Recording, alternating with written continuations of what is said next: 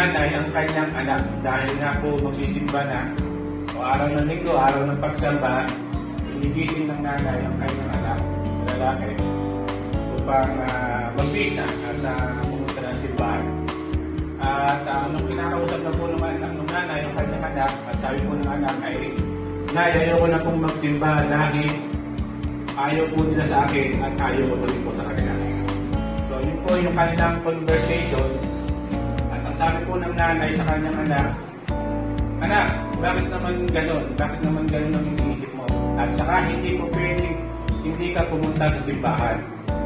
Ano anak, basta po Nay, hindi na po ako ate sa simbahan. Hindi pa pwedeng mangyari yan anak dahil ikaw ang pastor ng ating iglesia.